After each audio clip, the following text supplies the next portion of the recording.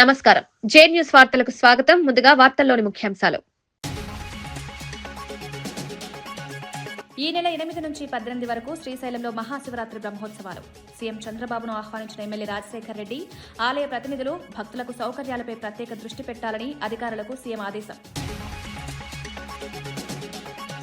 చంద్రబాబు, జగన్ ఇద్దరు రాయలసీమ ద్రోహులే అన్న షర్మిల, 5 ఏళ్లు నిద్రపోయి ఇప్పుడు వైసీపీ ఉద్యమాలు చేయడమేంటని షర్మిల ప్రశ్న. సంగమేశ్వరం బదులు ముచ్చుమర్రి పెద్ద ప్రాజెక్టు కట్టడంపై అభ్యంతరం. స్వప్రయోజనాల కోసం సీమ ప్రజలను మోసం చేస్తున్నారని ఆరోపణ.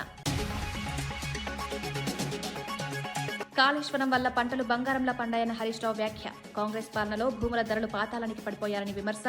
సాగునీటితో రైతుల జీవితం మారిందని హరీష్ రావు స్పష్టం. కాళేశ్వరం రాష్ట్ర ఆర్థికానికి కీలక ప్రాజెక్టు అన్న హరీష్.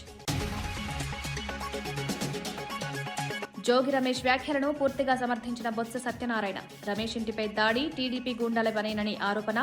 రాష్ట్రంలో ఆటవిక రాజ్యం నడుస్తోందని ప్రభుత్వంపై విమర్శ. లోకేష్, చంద్రబాబుల చిప్ పోయిందంటూ ఘాటు వ్యాఖ్యలు. కాంగ్రెస్ ను గెలిపించిన నిరుద్యోగులను ఇప్పుడు మోసం చేస్తోందన్న కవిత. శాఖల వారీగా దుడ్డిదారణ ఉద్యోగ నియామకాలు జరుగుతున్నాయన్న ఆరోపణ. ఎస్సీ, ఎస్టీ, బీసీ బ్యాక్లాగ్ పోస్టులతో అక్రమాలు చేశారని ఫైర్. ఉద్యోగాల భర్తీలో పారదర్శకత పాటించాలని కవిత డిమాండ్. బీజేపీ తీసుకొచ్చిన గ్రామ్జీ చట్టం రాష్ట్రానికి పెనుభారంగా మారుతుందని కాంగ్రెస్ నేత షర్మిల తీవ్రంగా విమర్శించారు. ఈ చట్టం ప్రకారం 40% నిధులను రాష్ట్ర ప్రభుత్వమే భరించాల్సి వస్తుందని, దీనివల్ల తెలంగాణపై దాదాపు 5,000 కోట్ల రూపాయల భారం పడుతుందని తెలిపారు. ఇప్పటికే అప్పుల్లో ఉన్న రాష్ట్రం ఈ స్థాయిలో నిధులు సమకూర్చగలదా అనే ప్రశ్నను లేవనెత్తారు. మాజీ సీఎం వైఎస్ జగన్ కూడా ప్రధాని మోదీ ముందు తలవంచి రాష్ట్రానికి అన్యాయం చేస్తున్నారని ఆరోపించారు. శ్రామికుల హక్కుల పరిరక్షణ కోసం కాంగ్రెస్ పార్టీ రోడ్డెక్కిందని, ఉపాధి హామీ పథకం కొనసాగాలని కేంద్ర, రాష్ట్ర ప్రభుత్వాలపై ఒత్తిడి తెస్తామని స్పష్టం చేశారు. ప్రజల మద్దతు పెరుగుతుండటంతో పోరాటాన్ని మరింత ఉధృతం చేస్తామన్నారు. పరిరక్షించుకోవడానికి, రక్షించుకోవడానికి మీ అందరికీ కూడా ఆసరాగా నిలబడి ఉపాధి హామీని ఎంతో మందికి మళ్లీ యథావిధిగా నడిపింపజేయడానికే కాంగ్రెస్ పార్టీ ప్రయత్నిస్తుంది. అందులో భాగమే ఈ రోజు నేను మీ దగ్గరికి రావటం జరిగింది. మన రాష్ట్రంలో చాలా సమస్యలున్నాయి. మన రాష్ట్రంలో రైతులకు సమస్యలున్నాయి. బిడ్డలకు ఉద్యోగాలు రావటం లేదు. చదువుకున్న బిడ్డలకు పీజీలు, డిగ్రీలు చదువుకున్న వాళ్ళు కూడా ఏ డ్రైవర్లుగానో పనిచేస్తున్నారు, గిగ్ వర్కర్లుగానో పనిచేస్తున్నారు. ఇలా ఎన్నో సమస్యలున్నాయి మన రాష్ట్రంలోనే. వీటన్నిటి కోసం పోరాటం కోసము కాంగ్రెస్ పార్టీ సిద్ధంగా ఉంది. కానీ మీ అందరూ కూడా కాంగ్రెస్ పార్టీ తరపున నిలబడాలి. కాంగ్రెస్ పార్టీని మీరు బలపరుస్తేనే కాంగ్రెస్ పార్టీ మీ తరపున పోరాటం చేయటానికి వీలవుతుంది. మరొకసారి చెప్తున్నాం, రాహుల్ గాంధీ గారు ప్రధానమంత్రి అయితేనే మన రాష్ట్రానికి 10 సంవత్సరాల ప్రత్యేక హోదా వస్తుంది. రాహుల్ గాంధీ గారు ప్రధానమంత్రి అయితేనే మన రాజధాని అప్పులు కాకుండా నిధులిచ్చి కట్టబడుతుంది. రాహుల్ గాంధీ గారు ప్రధానమంత్రి అయితేనే మన బిడ్డలకు ఉద్యోగాలు వస్తాయి. ఇవన్నీ జరగాలి అంటే మళ్ళీ మీరందరూ కాంగ్రెస్ పార్టీ తిక్కు చూడాలి. మీరందరూ కాంగ్రెస్ పార్టీ వైపు చూసి కాంగ్రెస్ పార్టీని మీరు ఆశీర్వదిస్తే తప్ప, మీరు బలపరిస్తే తప్ప కాంగ్రెస్ పార్టీ మిమ్మల్ని బలపరచడానికి కానీ, మీ తరపున పోరాటం చేయడానికి కానీ వీలుండదు. మరొకసారి మీ అందరినీ అధ్యస్థిస్తున్నాం. మీ అందరూ కూడా కాంగ్రెస్ పార్టీని ఆదరించండి. మీ తరపున చేస్తున్న పోరాటం, ఉపాధి హామీ పథకాన్ని రక్షించుకోవడానికి చేస్తున్న ఈ పోరాటంలో మీరు కూడా చేయి కలపండి. ప్రతి అంశంలో కూడా కాంగ్రెస్ పార్టీ మీ వైపు ఉండి మీ తరపున పోరాటం చేస్తుందని మరొక్కసారి మాటిస్తున్నాం. కాంగ్రెస్ ను అధికారంలోకి తీసుకొచ్చిన నిరుద్యోగులను ఇప్పుడు మోసం చేస్తున్నారని తెలంగాణ జాగృతి అధ్యక్షురాలు కల్వకుంట్ల కవిత తీవ్ర వ్యాఖ్యలు చేశారు. మున్సిపల్, రెవెన్యూ, ఇరిగేషన్, విద్యుత్ శాఖల్లో దొడ్డిదారిన ఉద్యోగ నియామకాలకు ప్రయత్నాలు జరుగుతున్నాయని ఆరోపించారు. ఇవన్నీ ఎస్సీ, ఎస్టీ, బీసీలకు చెందిన బ్యాక్లాగ్ పోస్టులేనని, గతంలో భర్తీ చేయకుండా వదిలేసిన ఉద్యోగాలని తెలిపారు. బీఆర్ఎస్ హయాంలో పోస్టులు అమ్ముకున్నారని, అప్పట్లో ఆరోపణలు వచ్చాయని, ఇప్పుడు కాంగ్రెస్ ప్రభుత్వంలోనూ అదే పరిస్థితి నెలకొంటుందని విమర్శించారు. ఉద్యోగాల భర్తీ విషయంలో పారదర్శకత పాటించాలని, యువతకు ఇచ్చిన హామీలను అమలు చేయాలని డిమాండ్ చేశారు. ఈ వ్యవహారంపై ప్రజల్లో తీవ్ర అసంతృప్తి వ్యక్తమవుతోంది. నింపుతున్నారు డబ్బులు తీసుకొని అనేటటువంటి ఒక ఆందోళన చాలామంది నిరుద్యోగ మిత్రులు వ్యక్తం చేస్తున్నారు. నా దగ్గరకు వచ్చి కలిసిన వాళ్ళలో నిజామాబాద్ కావచ్చు, కామారెడ్డి కావచ్చు, మహబూబ్ నగర్ కావచ్చు, కరీంనగర్, నిర్మల్, ఆదిలాబాద్, వికారాబాద్, ఇట్లా అనేక జిల్లాల నుండి యూత్ అంతా వచ్చి కూడా మాట్లాడుతున్నటువంటి సందర్భం. సో నేను ఈ ప్రభుత్వానికి ఒకటే హెచ్చరిక చేస్తూ ఉన్నా, ఏవైతే ఇట్లా బీఆర్ఎస్ టైంలో అన్యాయం జరిగిందో, ఏదైతే పోస్టులు అమ్ముకున్నారనేటటువంటి ఆరోపణలు, అక్కడక్కడ రుజువైనటువంటి ఆరోపణలు ఉన్నాయో, ఏదైతే చిన్న జిల్లా స్థాయి పోస్టులు కూడా అమ్ముకున్నారో, అదే పరిస్థితి మల్లయ్యల కాంగ్రెస్లో వచ్చేటట్టు కనబడతా ఉన్నది. దయచేసి కళ్ళు తెరవండి, అధికారులకు స్ట్రిక్ట్ వార్నింగ్ ఇవ్వండి. నేను జిల్లా కలెక్టర్లందరినీ కూడా రిక్వెస్ట్ చేస్తూ ఉన్నా, ఈ డిపార్ట్మెంట్లో జిల్లా స్థాయి పోస్టులన్నీ కూడా మీ కలెక్టర్ల పరిధిలోనే ఉంటాయి. ప్రాపర్ ట్రాన్స్పరెంట్ రిక్రూట్మెంట్ చేయండి. చాలామంది యంగ్స్టర్స్ ఆశలు పెట్టుకొని ఉన్నారు, ఈ జాబ్స్ మాకు వస్తాయి, మేము సెటిల్ అవుతాం లైఫ్లో అనే ఆశతో ఉన్నారు.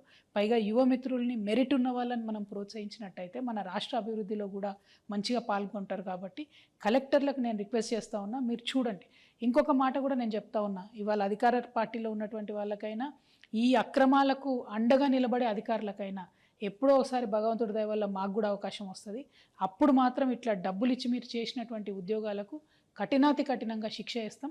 నేను మిగతా యువమిత్రులకు కూడా చెప్తున్నా, డబ్బులు ఇచ్చి అడ్డదారిలో ఉద్యోగాలు తెచ్చుకునే ప్రయత్నం చేస్తే అది ఎక్కువ కాలం నిలబడదు. పైగా మెరిట్ ఉండి మంచిగా ఉన్నటువంటి వాళ్ళకు అన్యాయం జరుగుతుంది. కాబట్టి మీరు కూడా కొంత ఎఫర్ట్ పెట్టి చదివే ప్రయత్నం చేయండి. ఉద్యోగాలు కొనకుండా ఉద్యోగాల కోసం ఫైట్ చేసి, స్టడీ చేసి, కొట్లాడి సాధించుకునే ప్రయత్నం చేయండి. మీకు అండగా జాగృతి నిలబడుతుంది. మెరిట్ స్టూడెంట్స్కి, పేద విద్యార్థులకి, ఉన్న అరెకరం మధ్యక్రమం పొలం అమ్ముకొని వచ్చి మీ మేధస్సు మీద మీరు డిపెండ్ అయ్యేటటువంటి మీ అందరికి కూడా జాగృతి అండగా నిలుస్తుందని చెప్పి తెలియజేస్తూ, ప్రభుత్వం కనువిప్పుతోని వెంటనే చూసుకోవాలి, కళ్ళు తెరవాలి, ఏమేం జరుగుతుందో జిల్లాలల్లో సీరియస్గా విచారణ చేయాలని చెప్పి నేను డిమాండ్ చేస్తూ ఉన్నాను. చిల్లకల్లు వైసీపీ గ్రామ పార్టీ అధ్యక్షులు డి రాంబాబు గుండెపోటుతో మృతి చెందడంతో జగ్గయ్యపేట ప్రాంతంలో విషాదం నెలకొంది. రాంబాబు అంతిమయాత్రలో జగ్గయ్యపేట వైసీపీ ఇన్ఛార్జి తన్నీరు నాగేశ్వరరావు స్వయంగా పాడెమోసి నివాళులర్పించారు. మాజీ ఎమ్మెల్యే మొండితోక జగన్మోహన్ రావు, జనసేన నేత సామినేని ఉదయభాను సహా పలువురు నేతలు భౌతిక కాయానికి నివాళులర్పించారు. పార్టీ కోసం నిరంతరం పనిచేసిన కార్యకర్తను కోల్పోవడం తీరని లోటని తెలిపారు. అంతిమయాత్రలో పెద్ద సంఖ్యలో పార్టీ శ్రేణులు పాల్గొన్నారు. ఆయన సేవలు మరవలేనివని నేతలు గుర్తు చేశారు. ఈ ఘటనతో గ్రామంలో తీవ్ర విషాద వాతావరణం నెలకొంది.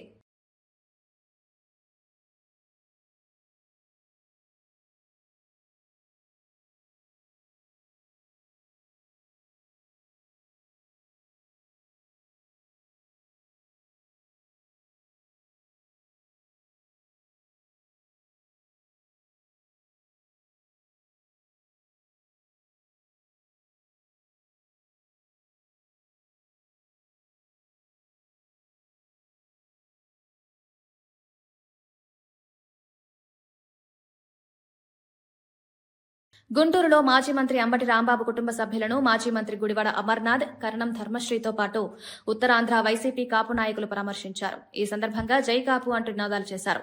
అంబటి రాంబాబు కుటుంబానికి పార్టీ అండగా ఉంటుందని వైసీపీ నేతలు భరోసా ఇచ్చారు. సంఘీభావ ర్యాలీగా నిర్వహించిన ఈ కార్యక్రమం రాజకీయంగా ప్రాధాన్యం సంతరించుకుంది. కాపు నేతల భారీ హాజరు గుంటూరు రాజకీయాల్లో చర్చనీయాంశంగా మారింది.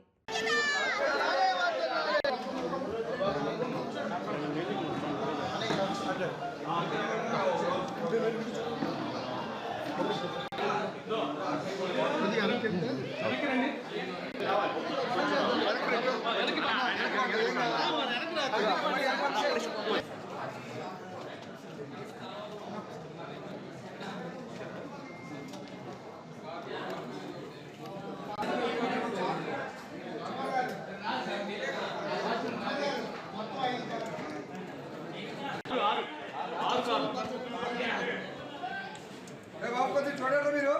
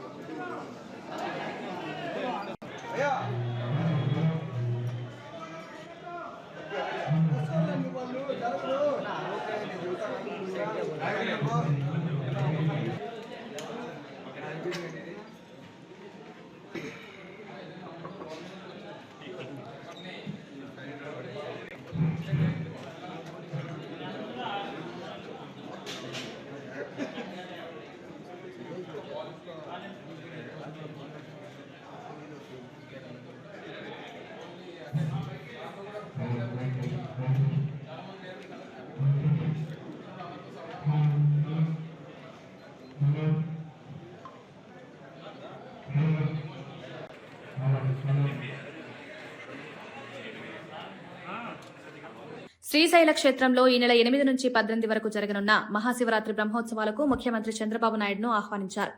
ఆలయ చైర్మన్, బోర్డు సభ్యులు మహానందిలో సీఎంను కలిసి స్వామివారి చిత్రపటం, ప్రసాదాలు అందజేశారు. ఎమ్మెల్యే రాజశేఖర్ రెడ్డి కూడా సీఎంను ఆహ్వానించిన వారిలో ఉన్నారు. శ్రీశైల బ్రహ్మోత్సవాలు భక్తులకు విశేష ఆకర్షణగా నిలవనున్నాయని, దేశం నలుమూలల నుంచి భక్తులు తరలిరానున్నారని ఆలయ అధికారులు తెలిపారు. ఏర్పాట్లు వైభవంగా జరుగుతున్నాయని పేర్కొన్నారు.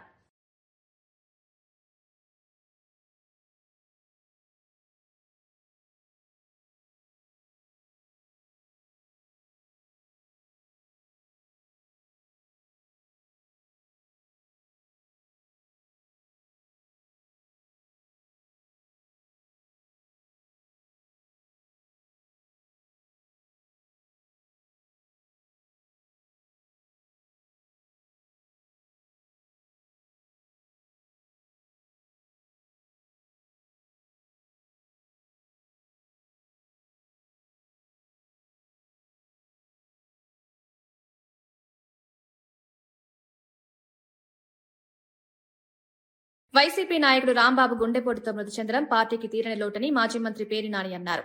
ఈ మరణం తనను తీవ్రంగా కలిచివేసిందని తెలిపారు. రాంబాబు మరణాన్ని రాజకీయ లబ్ధి కోసం ఉపయోగించుకుంటూ పోలీసులు కుటుంబ సభ్యులను వేధించడం అత్యంత దుర్మార్గమని ఆగ్రహం వ్యక్తం చేశారు. మాజీ సీఎం వైఎస్ జగన్ ఈ ఘటనపై వెంటనే స్పందించి కుటుంబ సభ్యులతో ఫోన్లో మాట్లాడి పరామర్శించారన్నారు. ఈ ఘటనపై న్యాయపరమైన విచారణ జరిపించాలని డిమాండ్ చేస్తూ రాజకీయ కక్ష సాధింపుల కోసం మృతుల కుటుంబాలను ఇబ్బందులకు గురిచేయడం ప్రజాస్వామ్యానికి విరుద్దమని వ్యాఖ్యానించారు. అలాగే దొంగల రాంబాబు గారి యొక్క అకాల మరణం, హఠాన్ మరణానికి వైఎస్ఆర్ కాంగ్రెస్ పార్టీ చింతిస్తూ, బాధపడుతూ, ఆ కుటుంబానికి ధైర్యం చెప్తూ, రాంబాబుని తిరిగి తేలేమేమో కానీ, తెచ్చి ఇవ్వలేం కానీ, వైఎస్ఆర్ కాంగ్రెస్ పార్టీ జగన్మోహన్ రెడ్డి దగ్గర నుంచి చిలకలలోని చిన్న కార్యకర్త వరకు మీకు అండగా ఉంటాం. మీకు ధైర్యం కోల్పోకుండా మీకు ప్రతి దాంట్లో మేము అండగా ఉంటాం అని చెప్పైతే ధైర్యం చెప్పడానికి ప్రయత్నం చేశాం. రాంబాబు గారి ఆత్మకు శాంతి చేకూరాలని అయ్యా పోలీసు వారు ఎవరైతే ఈ వేధిస్తున్నారు, దినమన్నా ప్రశాంతంగా చేసుకోనండి. చిన్న కర్మ పెద్ద కర్మన్నా ప్రశాంతంగా చేసుకోనండి. అరే మాకు అనుమానం లేదు మరో అని చెప్పి కుటుంబం అంతా అల్లాడుతుంటే కూడా ఈ రకంగా చేయటం ఎంతవరకు? ఈ 3 సింహాలను అడగండి ఒకసారి. అది ధర్మం అధర్మం మీరు చేసే ఉద్యోగం అని ఎతో పలుకుతూ మరొకసారి రాంబాబు గారికి ఆత్మకు శాంతి చేకూరాలని, ఆ కుటుంబానికి, ఆ భార్యకి, అన్నదమ్ములకి, అక్క చెల్లెలకి, తండ్రికి, వృద్ధ వయసులో ఉన్న తండ్రికి భగవంతుడు మనోధైర్యాన్ని ఇవ్వాలని చెప్పని మనస్ఫూర్తిగా ప్రార్థిస్తూ జోహార్. తిరుపతి లడ్డూ తయారీలో ఉపయోగించిన నెయ్యి సరఫరాపై అనుమానాలు పెరుగుతున్నాయని వైసీపీ నేత మార్గాని భరత్ ప్రశ్నించారు.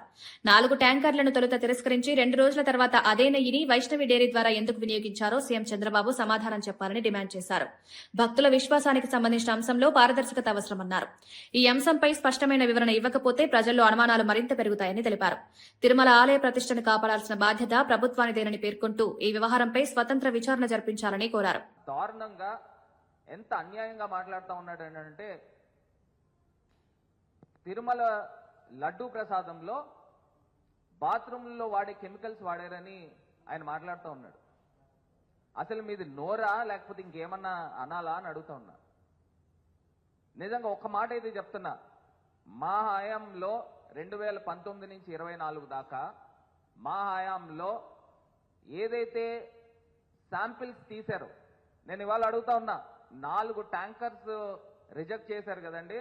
ఆ రిజెక్ట్ చేసిన ట్యాంకర్స్ డేట్స్ నేను చెప్తున్నా. 6/7/2024 2 ట్యాంకర్స్ రిజెక్ట్ చేశారు. ఎక్కడైతే ఏఆర్ డైరీ నుంచి వచ్చిన ట్యాంకర్స్. మళ్ళీ అదేవిధంగా 12/7/2024 ఇంకొక 2 ట్యాంకర్స్ రిజెక్ట్ చేశారు. 4 ట్యాంకర్స్ రిజెక్ట్ చేశారు కదా.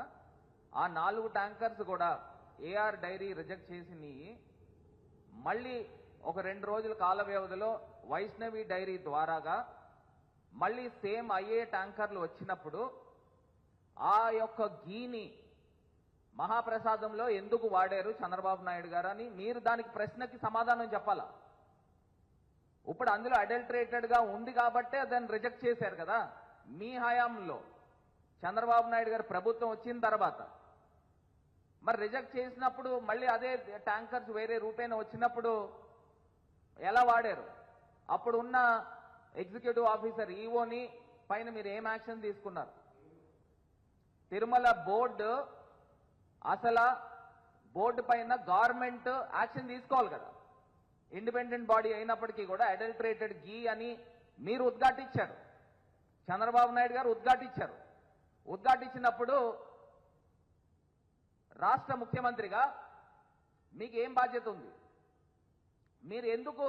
మంచిర్యాల జిల్లా బెల్లంపల్లిలోని బాలిక వసతి గృహంలో ఫుడ్ పాయిజన్ ఘటన కలకలం రేపింది. రాత్రి వండిన మీల్ మేకర్ కర్రీలో పురుగులు ఉన్నాయని విద్యార్థులను ఫిర్యాదు చేసినా వార్డెన్ పట్టించుకోలేదని ఆరోపణలు వినిపిస్తున్నాయి.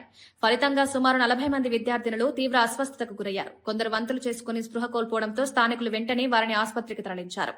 నిర్లక్ష్యం వహించిన వార్డెన్పై తక్షణ చర్యలు తీసుకోవాలని విద్యార్థి సంఘాలు డిమాండ్ చేస్తున్నాయి. బాలికల ఆరోగ్యంతో చెలగాటమాడిన బాధ్యులపై కఠిన చర్యలు తీసుకోవాలని కోరుతున్నారు.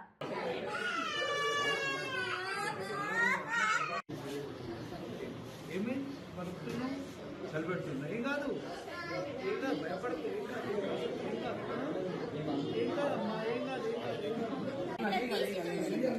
తీసి చూస్తే అందులో 5-6 పురుగులేదు. అయితే ఇక అందరూ తీసి చూసేసరికి అందరికీ ఇది మాది అబద్ధం అంటారని మేము తినకుండానే బాక్స్ పెట్టి వచ్చాము సార్.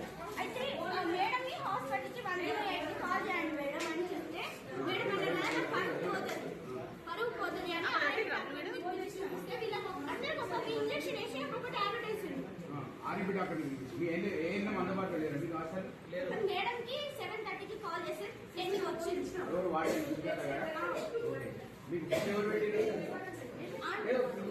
వాటిని పర్యవేక్షణ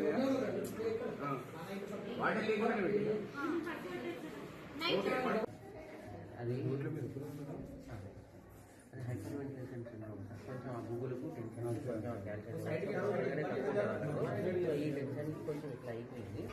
వాళ్ళకు పాయిజన్ అయితే అయింది, ట్రీట్మెంట్ అయితే తీసుకున్నాం. ఇది కూడా చూస్తాం. ఎవరికి ఇబ్బంది కాకుండా చూడండి. ఇక్కడ ఏమన్నా మీకు ప్రాబ్లం అనిపిస్తే జిల్లా హాస్పిటల్ పంపించేద్దాం. లవ్ జిహాద్ ను అడ్డుకోవాలని, హిందూ అమ్మాయిల భద్రతను కాపాడుకోవాలని బీజేపీ ఎంపీ తేజస్వి సూర్య వ్యాఖ్యానించారు. మత మార్పిడులను ప్రోత్సహించే చర్యలు దేశ సామాజిక సమతుల్యతకు ప్రమాదకరమని అభిప్రాయపడ్డారు. ఈ అంశంపై ప్రభుత్వం కఠిన చర్యలు తీసుకురావాలని డిమాండ్ చేశారు. యువతను లక్ష్యంగా చేసుకుని జరుగుతున్న మత మార్పులపై అప్రమత్తంగా ఉండాలని సూచించారు. ఈ వ్యాఖ్యలు రాజకీయంగా తీవ్ర చర్చకు దారితీశాయి. మత స్వేచ్ఛ పేరుతో అక్రమ కార్యకలాపాలకు పాల్పడితే సహించబోమని హెచ్చరించారు. 1000 ವರ್ಷ ಆಗತ್ತೆ. 1000 ವರ್ಷ ಆದಮೇಲೂ ಕೂಡ ಈ ದೇಶದ ಒಬ್ಬ ಹಿಂದೂ ಪ್ರಧಾನಿ ಹೆಮ್ಮೆಯಿಂದ ಅಲ್ಲಿಗೆ ಹೋಗಿ 1000 ವರ್ಷದ ಆಚರಣೆಯನ್ನು ಮಾಡ್ತಾರೆ ಅಂತಂದ್ರೆ ಹಿಂದೂಗಳು ಉಳಿದಿದ್ದಾರೆ ಅನ್ನೋ ಕಾರಣಕ್ಕೋಸ್ಕರ. ದೇವಸ್ಥಾನ ಉಳಿಯುವಂಥದ್ದು ಭಕ್ತನಿಂದಾಗಿ, ಧರ್ಮ ಉಳಿಯುವಂಥದ್ದು ಅನುಯಾಯಿಯಿಂದಾಗಿ. ಸೋಮನಾಥ ದೇವಸ್ಥಾನ ಪ್ರತಿ ಬಾರಿ ಬಿದ್ದಾಗಲೂ ಕೂಡ ಅದನ್ನ ಮತ್ತೆ ಕಟ್ಟಿದ್ದು ಭಕ್ತ. ಹಿಂದೂಗಳನ್ನ ಸಂಖ್ಯೆಯಲ್ಲಿ ನಾವು ಉಳಿಸ್ಕೊಳ್ಬೇಕಾಗಿದೆ, ಮತಾಂತರವನ್ನು ವಿರೋಧ ಮಾಡಬೇಕಾಗಿದೆ. ಜೊತೆಗೆ ಯಾರ್ಯಾರು ವಾಪಸ್ಸು ಮಾತೃಧರ್ಮಕ್ಕೆ ಬರೋದಕ್ಕೆ ಬರ್ತಾರೋ ಅವರನ್ನು ಕೂಡ ಎರಡೂ ಕೈಯನ್ನು ಆಲಂಘನೆ ಮಾಡಿ ಅವರನ್ನು ಮತ್ತೆ ಮಾತೃಧರ್ಮಕ್ಕೆ ಕರ್ಕೊಂಡು ಬರಬೇಕಾಗಿರುವಂತಹ ಕೆಲಸವೂ ಕೂಡ ಆಗಬೇಕಾಗಿದೆ. ಹಿಂದೂ ಸಮಾಜವಾಗಿ ಸಾಮಾಜಿಕವಾಗಿ ನಾವು ಮಾಡಬೇಕಾಗಿರುವಂತಹ ಈ ಕೆಲಸಗಳಿದೆ. ಅದರ ಜೊತೆಗೆ ಕಡೆಯದಾಗಿ ಬೇರೆ ಮತಗಳಲ್ಲಿ they are a self contained political system. Hindu ಧರ್ಮದಲ್ಲಿ ರಾಜಕೀಯ ಮತ್ತು ಧಾರ್ಮಿಕ ಆಧ್ಯಾತ್ಮಿಕತೆ ಎರಡೂ ಬೇರೆ ಬೇರೆ ಇದೆ. ಬೇರೆ ಮತಗಳಲ್ಲಿ ಧಾರ್ಮಿಕತೆ ಅಥವಾ ಅದರಲ್ಲಿ ಏನು ರಿಲಿಜಿಯಾಸಿಟಿ ಅಂಡ್ ಥಿಯೋಕ್ರಸಿ ಎರಡೂ ಕೂಡ ಒಟ್ಟಿಗೆ ಇದೆ. ನಮ್ಮಲ್ಲದಿಲ್ಲ. ಆದ್ರಿಂದ ಹಿಂದುತ್ವದ హైదరాబాద్ ఫోరెన్సిక్ ల్యాబ్ లో జరిగిన అగ్ని ప్రమాదం అనుమానాలకు తావిస్తోంది. కీలక డాక్యుమెంట్లు మాయం చేసేందుకే ఈ ప్రమాదం జరిగిందా అనే సందేహాలు వ్యక్తమవుతున్నాయి. ఓటుకు నోటు కేసుకు సంబంధించి ఆధారాలు కూడా అక్కడే ఉన్నాయన్న ప్రచారం ఊపందుకుంది. షార్ట్ సర్క్యూట్ కారణంగానే అగ్ని ప్రమాదం జరిగిందని అధికారులు చెబుతున్నప్పటికీ ప్రజల్లో అనుమానాలు తొలగడం లేదని. ఫోరెన్సిక్ ల్యాబ్ నేర పరిశోధనకు కీలక కేంద్రం కావడంతో ఈ ఘటనకు మరింత ప్రాధాన్యం ఏర్పడింది. పూర్తిస్థాయి విచారణ జరిపి నిజాలు బయటకు తేవాలని విపక్షాలు డిమాండ్ చేస్తున్నాయి.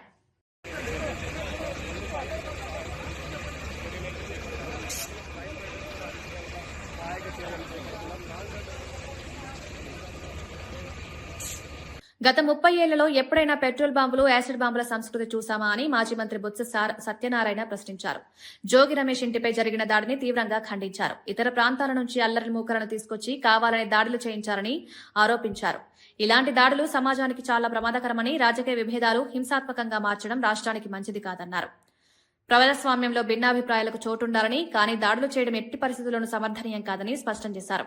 దాడుల వెనుక ఉన్న వారిని గుర్తించి కఠిన చర్యలు తీసుకోవాలని డిమాండ్ చేశారు. ఈ రాష్ట్రంలో పరిపాలన అనేది ఉందా, ప్రభుత్వం అనేది ఉందా అని అనిపిస్తుంది. ఇది ప్రజాస్వామ్య రాష్ట్రం, ప్రజాస్వామ్యంలో ఉన్న పరిపాలన, ఇది అటవిక రాజ్యమా? ఎప్పుడైనా గత 30 సంవత్సరాల ముందు జరిగినాయి పెట్రోల్ బాంబులు, యాసిడ్ బాంబులు అనేది ఎక్కడైనా ఈ సంస్కృతిని చూసాము మనం. అంటే ఎంత దిగజారిపోయింది ఈ ప్రభుత్వంలో శాంతి భద్రతలు కానీ, లేదు ప్రభుత్వ నాయకత్వంలో వాళ్ళ లోపాలు కానీ, అవన్నీ తేటతెల్లంగా కనిపిస్తున్నాయి. చాలా ప్రమాదకరం. ఇలాంటి ప్రభుత్వాలు ఉన్నాం. మన ఆంధ్ర రాష్ట్రానికి, మన స్వాములైన ఈ ప్రజలకి ఇలాంటి ప్రభుత్వాలు ఉన్నాం. చాలా దురదృష్టం. విజయవాడ నుంచి లేకపోతే ఇంకో జగ్గేపేట నుంచో, విజయవాడ నుంచో, లేకపోతే పక్కనున్న మచిలీపట్నం నుంచో, అంత దూరం నుంచి అల్లరి మొక్కలు వచ్చి ఈ రకంగా పెట్రోల్ బాంబులు, యాసిడ్ బాంబులు వేసి ఇంట్లో ఉన్న వాళ్ళందరినీ కూడా జరగకూడదు జరిగితే అదే మీ ఆలోచన విధానం ఏంటి? కేసీఆర్ హయాంలో నిర్మించిన కాళేశ్వరం ప్రాజెక్టు వల్ల పంటలు బంగారంలో పండాయని, భూముల ధరలు భారీగా పెరిగాయని మాజీ మంత్రి హరీష్ రావు అన్నారు. కాంగ్రెస్ ప్రభుత్వం అధికారంలోకి వచ్చిన తర్వాత భూముల ధరలు ఎందుకు పాతాళానికి పడిపోయాయో ప్రజలు ఆలోచించాలని హితవు పలికారు. సాగునీటి లభ్యతతో రైతుల జీవితం మారిందని, వ్యవసాయానికి ఊతం లభించిందన్నారు. భూముల విలువ తగ్గడం ప్రజల విశ్వాసం తగ్గిన సూచనగా పేర్కొన్నారు. రాబోయే ఎన్నికల్లో ప్రజలు ఈ అంశాలన్నింటినీ గుర్తుపెట్టుకుని నిర్ణయం తీసుకుంటారని వ్యాఖ్యానించారు. కేసీఆర్ కాళేశ్వరం కట్టింది కనుక ఇలా బంగారు మూల పంటలు పండుతున్నాయి. మా మెదక్ జిల్లాలో బంగారు మూల మా రైతులు బతుకుతున్నారు. ఇలా భూముల ధరలు పెరిగినాయి కేసీఆర్ వచ్చినాక. అరే మీకు తెలియదా చెల్లె, అప్పుడు ఇదే గజ్వేల్లో 5 లక్షలకు 10 లక్షలకు భూమి కేసీఆర్ వచ్చినాక ₹1 కోటి పెరిగినాయో లేవా? భూముల ధరలు విలువలు పెరిగినాయో లేవా? కాంగ్రెస్ వచ్చినాక ఏమైంది? భూముల ధరలు పాతాళానికి, బంగారం ధరలు ఆకాశానికి అయినాయా లేవా? రేవంత్ రెడ్డి ఏమన్నాడు? కళ్యాణ లక్ష్మి ₹1,00,000 ఇచ్చిండు కేసీఆర్, నేను తులం బంగారం కలుపుతా. కలిపిండు ఎవరికన్నా? వచ్చిన ఎవరికన్నా? ఆ కళ్యాణ లక్ష్మి చెక్కు కూడా చక్కగొత్తలేదు. బంగారం ఇయ్యలేదు కానీ బంగారం ధరలు మాత్రం ఆకాశాన్ని అంటున్నాయి. భూముల ధరలు పాతాళానికి అంటున్నాయి. ఎవరైనా బిడ్డ పెండ్లు ఉన్నది, ఇంట్లో లగ్గం ఉన్నది, దవాఖాన ఉన్నది అని ఏదైనా ఒక అర్ధ ఎకరం అమ్ముకుందామంటే అసలు కొనటోడు ఉన్నాడా? ప్లాట్ అమ్ముకుందామంటే ఎవరైనా కొనటోడు ఉన్నాడా? ఇలా గజ్వేల్లో 150 షటర్లు కిరాయికి పడ్డాయి. టూలెట్ బోర్డులు కనబడుతున్నాయి. గిరాయికి అయితే లేదు. గజ్వేల్ను ఆగం చేసి 2047 నాటికి వికసిత్ భారత్ నిర్మాణమే లక్ష్యంగా కేంద్ర బడ్జెట్ రూపొందించబడిందని కేంద్ర మంత్రి రామ్మోహన్ నాయుడు తెలిపారు. రాజమహేంద్రవరంలో మీడియాతో మాట్లాడిన ఆయన, ప్రధాని మోదీ నాయకత్వంలో దేశం అనేక సంస్కరణలు సాధించిందన్నారు. యువత ఆశయాలు, ఆకాంక్షలు ప్రతిబింబించేలా బడ్జెట్ రూపొందించిందని చెప్పారు. వచ్చే 20 ఏళ్ల పాటు 7% వృద్ధి రేటు కొనసాగించే దిశగా ఆర్థిక విధానాలు రూపొందించాయని వివరించారు. ఈ బడ్జెట్ దేశాన్ని ఆర్థికంగా బలోపేతం చేస్తుందని అభిప్రాయపడ్డారు.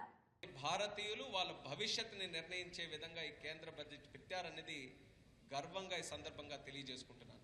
7% వృద్ధి రేటుతో గత 12 సంవత్సరాలుగా మనం భారతదేశం ముందుకు నడుస్తుంది.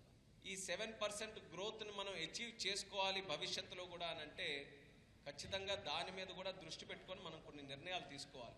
అందులో అత్యంత కీలకమైనటువంటిది manufacturing sector. Rare earth magnet కారిడార్ని మొట్టమొదటిసారిగా బడ్జెట్లో ప్రవేశపెట్టి అనౌన్స్ చేశారు. అందులో మరొక విశేషం ఏంటంటే ఆంధ్రప్రదేశ్ రాష్ట్రాన్ని కూడా గుర్తించారు. రేర్ ఎర్త్ మ్యాగ్నెట్ తో పాటు క్రిటికల్ మినరల్స్ కూడా దానితో పాటు ఉపయోగపడతాయి. ఇప్పుడు ఉన్నటువంటి పరిస్థితుల్లో భారతదేశం ఎక్కువ శాతం అది ఇంపోర్ట్ చేయాల్సినటువంటి అవసరం ఉంది. కానీ మన దగ్గర ఖనిజాలు ఉన్నాయి. సో రేపు భవిష్యత్తులో ఏవైతే ఈ ఇంపార్టెంట్ క్రిటికల్ మినరల్స్ కానీ రేర్ ఎర్త్ మ్యాగ్నెట్స్ కానీ ఉన్నాయో దీన్ని ఇంపోర్ట్ మనం తగ్గించుకొని మన దగ్గరే మ్యానుఫ్యాక్చర్ చేసుకునే విధంగా ప్రభుత్వం నిర్ణయం తీసుకుంటుందని కూడా ఈ సందర్భంగా తెలియజేస్తున్నాను. హైదరాబాద్ జూబ్లీహిల్స్ లోని శ్రీవారి ఆలయంలో బ్రహ్మోత్సవాలకు విస్తృత ఏర్పాట్లు జరుగుతున్నాయి. ఈ నెల 17 నుంచి 25 వరకు జరగనున్న బ్రహ్మోత్సవాల ఏర్పాట్లను టీటీడీ చైర్మన్ బీఆర్ నాయుడు పరిశీలించారు. భక్తులకు ఎలాంటి ఇబ్బందులు కలగకుండా సౌకర్యాలు కల్పించాలని అధికారులకు సూచించారు. ట్రాఫిక్ నియంత్రణ, పారిశుద్ధ్య పనులు సమర్థంగా నిర్వహించాలని తెలిపారు. బ్రహ్మోత్సవాల సందర్భంగా పెద్ద సంఖ్యలో భక్తులు వచ్చే అవకాశం ఉండడంతో అన్ని శాఖలు సమన్వయంతో పనిచేయాలని సూచించారు. 26వ తారీఖు వరకు 8 రోజులు ఈ శ్రీవారి బ్రహ్మోత్సవాలు జరగబోతున్నాయి. దానికి కావాల్సిన ఏర్పాట్లన్నీ కూడా మొదలుపెట్టారు. కాబట్టి హైదరాబాద్లో ఉన్నటువంటి హిందూ బంధువులందరూ కూడా ఈ ప్రోగ్రాంకి రావాలి, అందరూ చూసి ఆనందించాలి అని చెప్పి ప్రతి ఒక్క హిందూని కోరటం జరుగుతూ ఉంది. ఓం నమో వెంకటేశ్వర. తమ ఇంటిపై దాడి జరిగిన తర్వాత ప్రెస్ మీట్ పెట్టి ఎమ్మెల్యే గల్లా మాధవి బెదిరింపులకు దిగుతున్నారని అంబటి మౌనిక తీవ్రంగా స్పందించారు. మెసేజ్లు ఇవ్వడం కాదు, ముందు మీ పిల్లలకు ఏం మెసేజ్ ఇస్తున్నారని ప్రశ్నించారు. 2000 మంది టీడీపీ గూండాలు దాడి చేసినా తమ తండ్రి ధైర్యంగా ఇంట్లోనే ఉంటున్నారని తెలిపారు. ఇలాంటి బెదిరింపులతో భయపడే ప్రసక్తే లేదని స్పష్టం చేశారు. దాడుల వెనుక ఉన్న వారిని బయటపెట్టాలని, ప్రజలు నిజాలు తెలుసుకోవాలని అన్నారు.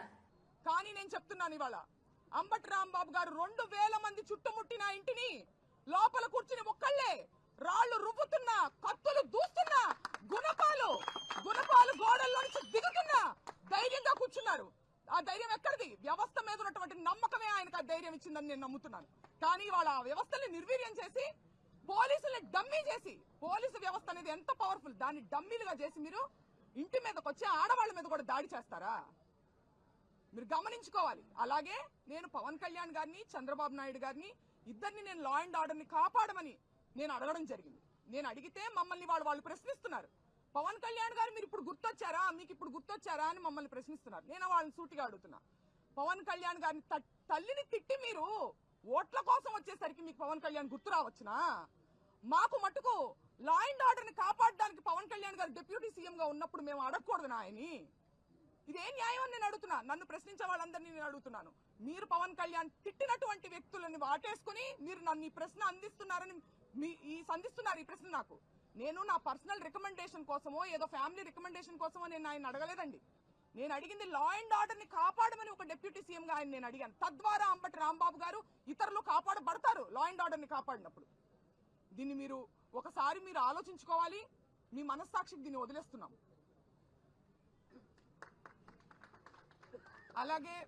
అలాగే ఈ సందర్భంగా మా కోసం ఈ కష్టకాలంలో మాకు సపోర్ట్గా ఉండడం కోసం, మాకు ధైర్యాన్ని ఇవ్వడం కోసం తరలి వచ్చిన మా అన్నలకి, తమ్ముళ్ళకి, అందరికీ నేను ఎప్పటికీ రుణపడి ఉంటానని, మా కుటుంబం ఎప్పటికీ రుణపడి ఉంటుందని తెలియజేసుకుంటున్నాను. కృతజ్ఞతలు. వార్తలు ముగించే ముందు ముఖ్యాంశాలు మరోసారి. ఈ నెల 8 నుంచి 18 వరకు శ్రీశైలంలో మహాశివరాత్రి బ్రహ్మోత్సవాలు. సీఎం చంద్రబాబును ఆహ్వానించిన ఎమ్మెల్యే రాజశేఖర్ రెడ్డి, ఆలయ ప్రతినిధులు భక్తులకు సౌకర్యాలపై ప్రత్యేక దృష్టి పెట్టాలని అధికారులకు సీఎం ఆదేశం.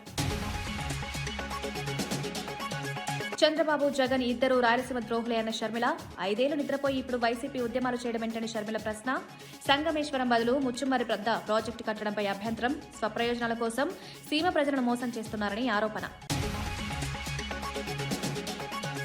కాళేశ్వరం వల్ల పంటలు బంగారంలా పండాయన్న హరీష్ రావు వ్యాఖ్య. కాంగ్రెస్ పాలనలో భూముల ధరలు పాతాళానికి పడిపోయారని విమర్శ. సాగునీటితో రైతుల జీవితం మారిందని హరీష్ రావు స్పష్టం. కాళేశ్వరం రాష్ట్ర ఆర్థికానికి కీలక ప్రాజెక్ట్ అన్న హరీష్.